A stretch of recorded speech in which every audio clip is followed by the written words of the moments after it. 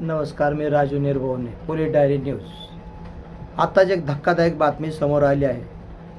बीड जिल्ह्यातील बीडच्या विलासघुले हत्याकांडाला आता एक वेगळेच वळण मिळालेले आहे. एका महिलेने त्याच्यावरती एक गंभीर आरोप केलेला आहे. बीडच्या विलासघुले हत्याकांडाला धक्कादायक वळण असे की शारीरिक संबंध ठेव नाहीतर कुटुंबाला मारून टाकू, पीडित महिलेचा असा हा गंभीर आरोप ठेवण्यात आला आहे. महिलेने आरोप केलेला आहे. बीड जिल्ह्यातील केज तालुक्यात घडलेल्या विलासघुले हत्याकांडाला आता अत्यंत धक्कादायक आणि गंभीर वळण मिळाले आहे. या प्रकरणात एका पीडित महिलेने केलेल्या आरोपामुळे संपूर्ण तपासाची दिशा बदलण्याची शक्यता निर्माण झाली आहे. महिलेचा आरोप आहे की तिच्यावर अनेक महिन्यापासून अत्याचार, ब्लॅकमेलिंग, जीव मारण्याच्या धमक्या दिल्या जात होत्या. त्या महिलेला नेमकं काय आहे हे संपूर्ण प्रकरण जाणून घेऊया, पाहून घ्या सविस्तर रिपोर्ट. 20 जूनच्या रात्री बीड जिल्ह्यातील केज तालुक्यातील टाकळी येथे विलासघुले याचा मृत्यू झाला होता.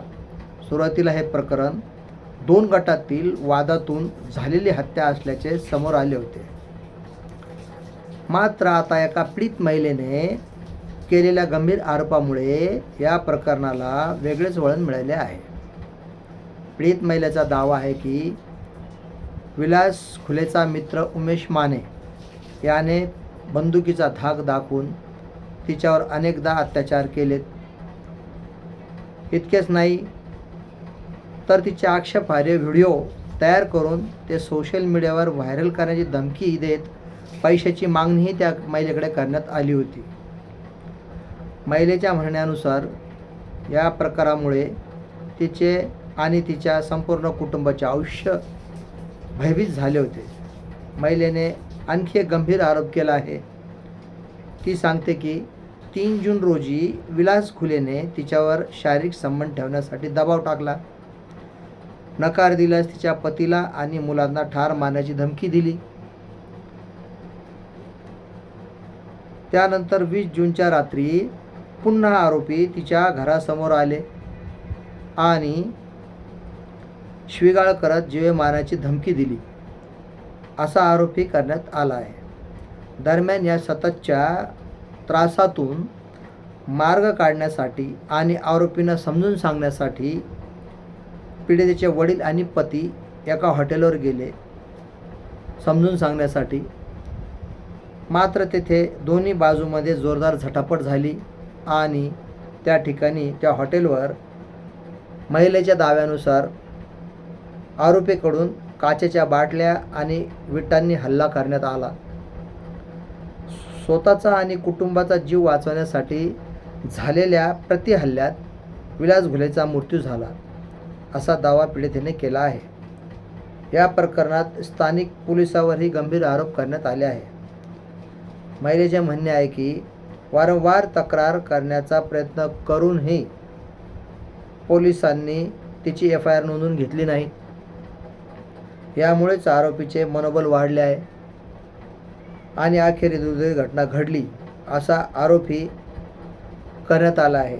या हत्याकांडानंतर बीडमध्ये मोठा तणाव निर्माण झाला आहे. मुख्य आरोपीच्या अटकेच्या मागणीसाठी मृतदेह तब्बल 9 तास पोलीस ठाण्यासमोर ठेवून आंदोलन करण्यात आले होते. पोलिसांनी या प्रकरणात आतापर्यंत 10 आरोपींना अटक केली असून तपास सुरू आहे. मात्र आता पीडित महिलेने केलेल्या नव्या आरोपामुळे तपासाचा केंद्रबिंदू बदलण्याची शक्यता व्यक्त केली जात आहे. या प्रकरणातील आरोप अत्यंत गंभीर आहेत. मात्र पीडित महिलेचे सर्व आरोप अद्याप न्यायालयात सिद्ध झालेले नाहीत आणि पोलीस तपास सुरू आहे. तपासानंतरच या प्रकरणातील सत्य स्पष्ट होणार आहे. या प्रकरणात पुढे कोणते नवे खुलासे होतात आणि तपास कोणत्या दिशेने जातो याकडे संपूर्ण राज्याचे लक्ष लागले आहे. अशाच पद्धतीने ज्या महिलेने जो आरोप केला आहे, खरंच ती महिला वारंवार पोलीस स्टेशनला तक्रार देण्यास जात होती का, त्याचाही पोलिसांनी शोध घेतला पाहिजे. आणि जर खरंच तिला ती तकलीफ तो त्रास तिच्या कुटुंबाला होत होता का? खरंच हे 2 आरोपी तिला अशा वाम मार्गाला लावून तिच्यासोबत छेडछाड करून पैशाची मागणी करत होते का? असा हा सगळा तपास आता पोलिसांनी सखोल तपास करण्यासाठी शोध मोहीम राबवलेली आहे आणि सुरुवात केली आहे. तर आता बघूया पुढल्या बातमीमध्ये आपल्याला लवकरच या बातमीचा अपडेट समजेल.